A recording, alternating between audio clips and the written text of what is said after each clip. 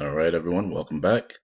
So in this video, we're going to talk about casting, and let's get started. So casting is when you want to change the data type of a specific data from one type to another. So looking at our example below, you can see we have an integer that we declared called number, and it's equal to 42. And what we do is we create a float called number2, and we assign it the the value of number. So float number2 equals number.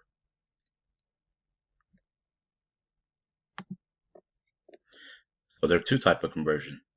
There's implicit and there's explicit conversions. Implicit conversions are the type of conversions that require no special syntax to convert the data.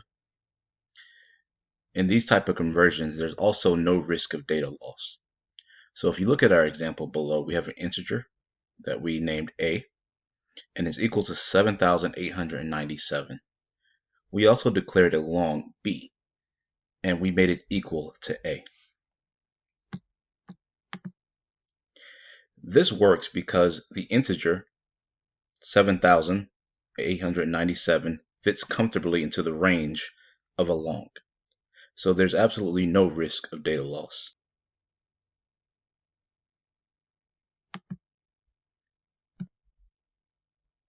On the other hand, explicit conversions require a casting expression to ensure that there is no data loss. As you guys can see by the image below, we have a float A that equals 1968.7, and we try to cast it into an integer B, but we get an error. This is because integer only supports whole numbers. So the compiler is telling us that everything after the decimal would be lost. If for some reason we didn't care about the data being lost, or we wanted to show this variable as an integer, we would use a casting expression. So as you see on the first line, we still have our same variable, the float, and on our second line, the integer B uses a casting expression to cast A as an integer. So instead of 1968.77, we only get the whole number part of it, 1968. So as I stated before, explicit casting is used when you know the data type will be a certain type later, or you don't care if the data is lost. So let's talk about the convert method. You can see we have a byte called number, and it equals 45.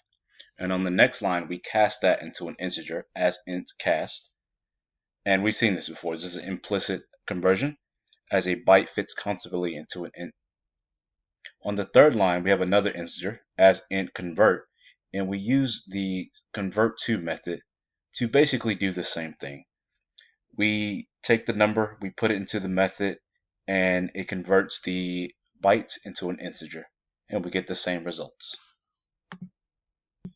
Now, there's some important differences between the casting and the convert methods. When you use the casting method, especially with explicit casting, you're basically saying, I understand that there's going to be data loss, or there may be data loss, but I want to display this variable as this type. So let's look at an example. We have a double called real, and it equals 1.6, and we cast it into an integer in the next line. And when we cast that double into an integer, we're left with 1. Now, we do the same thing on the third line, but we use the convert to method. And notice the difference. We get 2. So instead of getting rid of or truncating everything after the decimal, the convert to method actually rounds the number up. So that's really something that you have to be mindful of when you're programming, the difference between those two ways of converting data types. Now let's talk about converting strings into integers. As you can see in this example here, we have two strings, number and number2, and they equal 42 and 10 respectively. So when we try to add those results together, or those variables together into the variable results, we get 4210. Because these are strings, that's concatenation. We basically take the two strings and we put them together. But what if we needed real numbers, where we needed to perform some type of math operation or something like that? So what we want to do, if you come down to the fourth line, we use the convert to method to take number and number 2 and we convert those into integers. Number as int and then number 2 as int. So then on the last line, as you see, we have results 2. Number plus number 2 now equals 52. Let's look at an example of doing the opposite. Now the same variables, but now they're integers, 42 and 10. On the next two lines, we take those two integers and we use the convert to string method to convert those two integers into strings.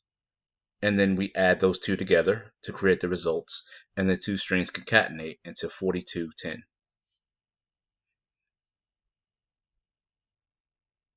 Now for a challenge. I want you guys to declare a string with the value of 5 and a float with the value of 235.96. Lastly, declare an integer that equals the sum of the first two variables. So 5 must be a string, 235.96 must be a float, and the results variable must be an integer. And of course, your program can have no errors.